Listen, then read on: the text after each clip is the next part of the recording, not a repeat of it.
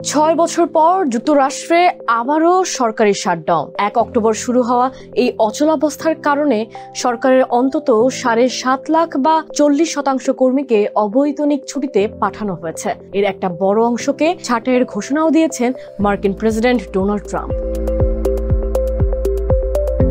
এর আগে যুক্তরাষ্ট্রে এই ধরনের শাটডাউন হয়েছিল 2018-19 অর্থ বছরে। তখনও ডোনাল্ড ট্রাম্প প্রেসিডেন্ট ছিলেন। 2018 সালের 22 ডিসেম্বর শুরু হওয়া এই অচলাবস্থা স্থায়ী হয়েছিল 2019 সালের 25 জানুয়ারি পর্যন্ত। সরকারের ব্যয় সংক্রান্ত বিল নিয়ে রিপাবলিকান ও ডেমোক্রেটদের মধ্যে মতপার্থক্য নতুন কিছু নয়। এর পরিপ্রেক্ষিতে তহবিল গঠনে বাধার মুখে পড়ার অনেক নজির রয়েছে। এতে বন্ধ হয়ে যায় ফেডারেল কর্মীদের বেতন ভাতা। 1976 থেকে 1979 সালের মধ্যে সরকারের ব্যয় সংক্রান্ত বিল নিয়ে 6 বার সংকট দেখা দেয় যুক্তরাষ্ট্রে। এর মধ্যে 1778 সালের 30 সেপ্টেম্বর থেকে 18 অক্টোবর পর্যন্ত টানা 19 দিন বিনা বেতনে কাজ করতে হয়েছে ফেডারেল কর্মীদের। 1979 সালের 30 সেপ্টেম্বরে আবারও তহবিল সংকটে পড়ে যুক্তরাষ্ট্র সরকার। সেটিও স্থায়ী ছিল 13 দিন। বিনা বেতনে শ্রম দেওয়ার এমন প্রবণতা বন্ধ করতে 1980 সালে ফেডারেল কর্মীদের জন্য নতুন রুল জারি করে ইউএস অ্যাটর্নি জেনারেল। প্রয়োজনীয় তহবিল সরবরাহ করা না হলে ফেডারেল এজেন্সিকে কার্যক্রম বন্ধের নির্দেশনা দেওয়া হয় এতে। এরপরই শুরু হয় শাটডাউন প্রক্রিয়া। যুক্তরাষ্ট্রের ফেডারেল কর্মীরা প্রথমবার শাটডাউন করেন 1981 সালের 20 নভেম্বর। মাত্র 4 দিন স্থায়ী হয়েছিল সেই অচলাবস্থা। বছর না ঘুরতেই 1982 সালের 30 সেপ্টেম্বর আবারও ফেডারেল শাটডাউনের কবলে পড়ে যুক্তরাষ্ট্র। সেটিও ছিল মাত্র 3 দিনের জন্য। 1982 সাল থেকে 1984 সালের মধ্যে 4 বার তহবিল সংকট দেখা দিলেও মাত্র 1 বার শাটডাউন করেন মার্কিন ফেডারেল এজেন্সি, যার স্থায়িত্ব ছিল মাত্র 1 দিন। 1986 সালের 17 অক্টোবরেও 1 দিনের জন্য শাটডাউনের পথ অবলম্বন করেছিলেন ফেডারেল কর্মীরা। 1990 সালের 6 অক্টোবরে আবারও সরকারি শাটডাউন শুরু হয় যুক্তরাষ্ট্রে। এর মেয়াদ ছিল 3 দিন। 1995 সালের 14 নভেম্বরে শুরু হওয়া সরকারি অচলাবস্থার সমাপ্তি হয় 19 নভেম্বরে।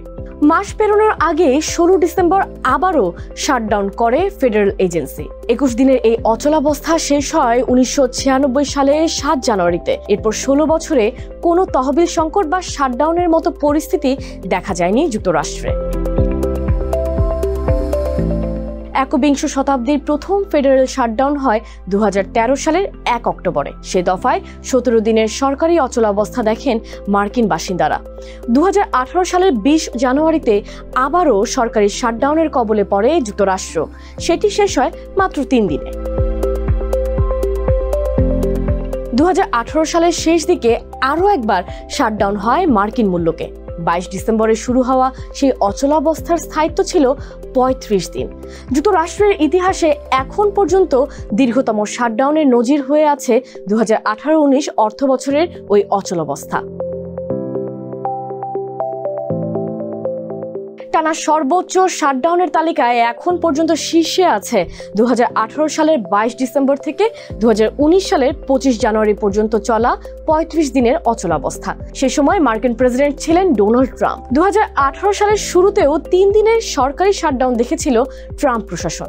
অর্থাৎ প্রেসিডেন্ট হিসেবে প্রথম মেয়াদেই 38 দিনের সরকারি অচলাবস্থার মুখোমুখি হতে হয়েছিল ট্রাম্পকে। একই বছরে 2 বার সরকারি শাটডাউন হয়েছিল বিল ক্লিন্টনের শাসনামলেও। 1995 থেকে 1996 অর্থ বছরে 2 দফায় মোট 29 দিন অচলাবস্থায় ছিল ক্লিন্টন প্রশাসন।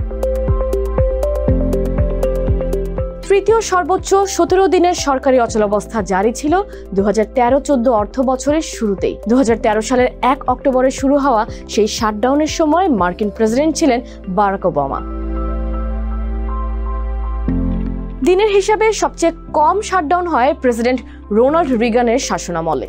9 দিনের অচলাবস্থার মধ্যে ছিল তার প্রশাসন। তবে 1981 সালের 20 জানুয়ারি থেকে 1989 সালের 20 জানুয়ারি পর্যন্ত টানা 8 বছর প্রেসিডেন্ট থাকাকালে 4 দফায় শাটডাউনের মুখে পড়েছিলেন রোনাল্ড রিগান। এছাড়া এই সময়ের মধ্যে আরও 4 দফায় মোট 16 দিনের তহবিল সংকট দেখা দিলেও শাটডাউনের পথে আগায়নি ফেডারেল এজেন্সি। 1990 সালের 6 থেকে 8 অক্টোবরে 3 দিনের শাটডাউনের সময় মার্কিন প্রেসিডেন্ট ছিলেন জর্জ H.W. বুশ।